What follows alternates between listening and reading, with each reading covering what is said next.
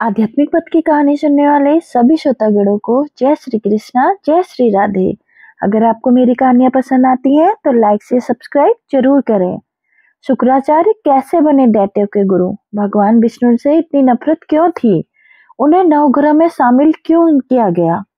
ऋषि शुक्राचार्य असुरों के गुरु माने जाते हैं, लेकिन उनको असुरों के गुरु बनने की कथा बेहद ही दिलचस्प है।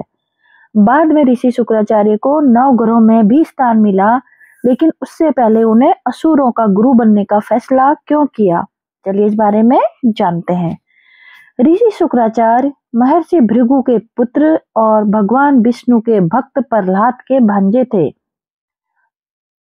शुक्राचार्य ने अपने गुरु अंग ऋषि के पुत्र बृहस्पति के मुकाबले अधिक बुद्धिमान माने जाने के बाद दैत्य को गुरु बनने का निर्णय लिया। भगवान विष्णु ने शुक्राचार्य की माता ख्याति का वध किया, जिससे शुक्राचार्य ने भगवान विष्णु के प्रति क्रोध उत्पन्न हुआ। महर्षि भृगु ने भगवान विष्णु को श्राप दिया कि उन्हें बार बार पृथ्वी पर जन्म लेना पड़ेगा। शुक्राचार्य कैसे बने दैत्यों के गुरु और उन्हें भगवान विष्णु से इतनी नफरत क्यों थी? उन्हें नवग्रह में शामिल क्यों किया गया? पौराणिक मान्यताओं के अनुसार ऋषि शुक्राचार्य महर्षि भृगु के पुत्र और भगवान विष्णु के भक्त प्रहलाद के भांजे थे। शुक्राचार्य का जन्म शुक्रवार को हुआ, इसलिए महर्षि भृगु ने उसका नाम शुक्र रखा था। जब शुक्राचार्य थोड़े बड़े हुए तो उनके पिता ने उन्हें अंग ऋषि के पास शिक्षा के लिए भेज दिया। वहां शुक्राचार्य के साथ उनके अंग ऋषि के पुत्र बृहस्पति भी पढ़ते थे। माना जाता है कि शुक्राचार्य की बुद्धि बृहस्पति की तुलना में ज्यादा कुशाग्र थी, लेकिन फिर भी अंग ऋषि अपने पुत्र की शिक्षा पर अधिक ध्यान देते थे और इस कारण शुक्राचार्य ने उस आश्रम को छोड़ सनक ऋषि और गौतम ऋषि से शिक्षा लेने लगे। शिक्षा पूर्ण होने के बाद जब शुक्राचार्य को पता चला कि बृहस्पति को देवों ने अपना गुरु नियुक्त किया है, तो उन्होंने भी ईर्ष्यावश दैत्यों के गुरु बनने की मन में ठान ली। लेकिन असुर हमेशा युद्ध में देवों से हारते थे, इसलिए शुक्राचार्य मन ही मन ये सोचने लगे कि अगर वह भगवान को शिव को प्रसन्न करके उनसे संजीवनी मंत्र प्राप्त कर लेते हैं तो वह दैत्यों को विजय दिलवा सकते हैं। इसके बाद उन्होंने भगवान शिव की कठोर तपस्या शुरू कर दी।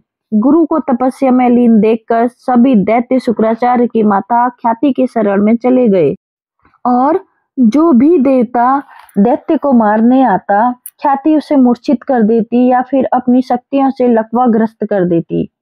ऐसे में दैत्य बलशाली हो गए और धरती पर पाप बढ़ने लगा। क्यों करते थे शुक्राचार्य भगवान विष्णु से नफरत?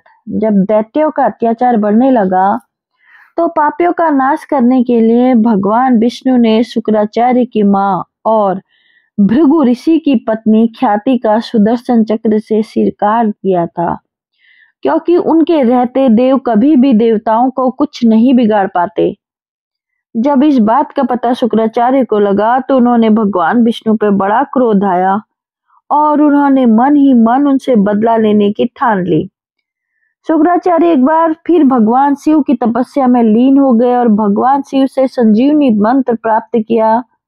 शुक्राचार्य ने दैत्यों के राज्यों को पुनः स्थापित कर अपनी मां की मृत्यु का बदला लिया। ऐसा माना जाता है कि जब से शुक्राचार्य और भगवान विष्णु एक दूसरे के शत्रु बन गए, उधर जब महर्षि भृगु को जब इस बात का पता चला कि भगवान विष्णु ने उनकी पत्नी ख्याति का वध किया है, तो उन्होंने भगवान विष्णु को श्राप दे दिया कि उन्होंने एक स्त्री का वध किया है, इसलिए उनको बार बार पृथ्वी पर मां के गर्भ से जन्म लेना होगा। गर्भ में रहकर भी आप उनको कष्ट भोगना पड़ेगा। अब जानते हैं नवग्रह में कैसे शामिल हुए शुक्राचार्य। जब भी दैत्य और देवताओं के बीच कोई भी युद्ध होता तो देवता शुक्राचार्य घायल या मृत दानवों को पुनः जीवित कर देते, जिससे दानव का स्वर्ग समेत पृथ्वी पर आधिपत्य स्थापित हो गया।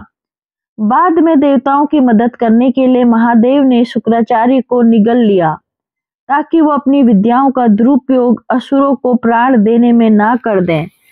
बाद में शुक्राचार्य ने महादेव के पेट से ही उन्हें वापस प्रसन्न कर लिया और महादेव ने शुक्राचार्य को शुभ ग्रह का आशीर्वाद देते हुए नवग्रहों में शामिल कर दिया। कहानी पसंद आए तो कमेंट